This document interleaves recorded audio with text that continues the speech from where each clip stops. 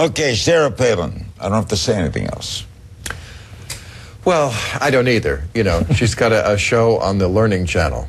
That's like me having a show on the Christian Broadcasting Network.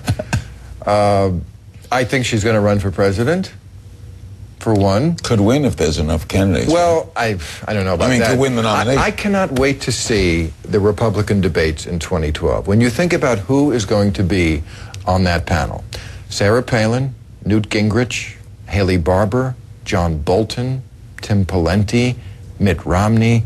How are they going to out-fire breathe each other? I mean, where this rhetoric has gone to at this point, it's only 2010. And we're having Newt Gingrich, as we were talking about before, calling him an anti-colonial loud tribesman. Loud tribesman. That's the new Kenyan, Larry. And Kenyan, of course, was code for nigger. But that's where they are.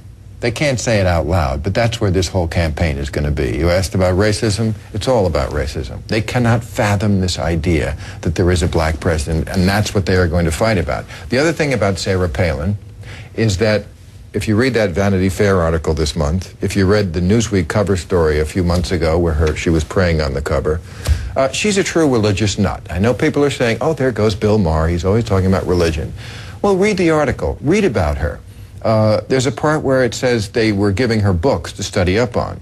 And they came back and said, did you read any? And she said, no, I haven't looked at the books.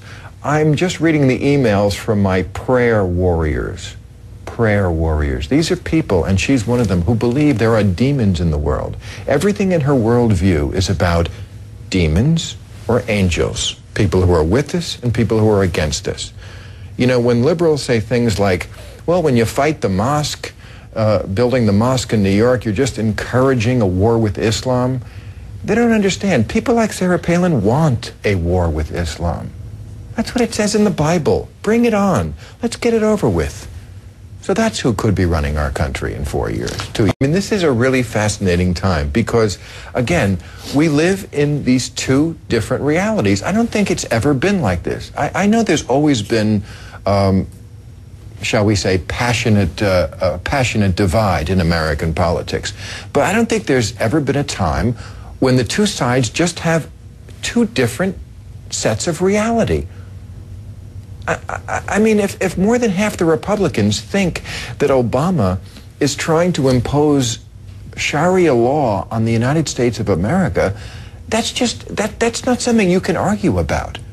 That's just something, in their view, that has to be extirpated. How do you fight that if you're on the other side? You don't, because you can't get through. That's the problem with the Drudge, Rush, Fox, axis of evil news bubble. Nothing gets into these people's heads. They only listen to what they want to hear. They listen to what confirms what they believe, and what they believe is what they got from these people to begin with.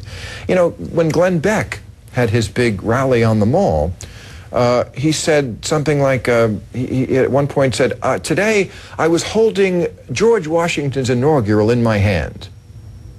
No, you can't do that. It's in plexiglass. You can't, you know, it's 200 years old. You can't give that to people to pass around and smudge up with their grimy fingers. But it didn't matter, because it never matters to these people, because nothing they say is ever fact-checked. The governor of Arizona talks about how illegals, you saw this on the news, were beheading people in Arizona. And when the press asked her about it, because it was patently untrue, she just ran away. Sarah Palin never talks to the press, because they might ask her a question that she doesn't have a pat answer for. They know they don't have to deal with reality because they don't have to go to what used to be the mainstream press.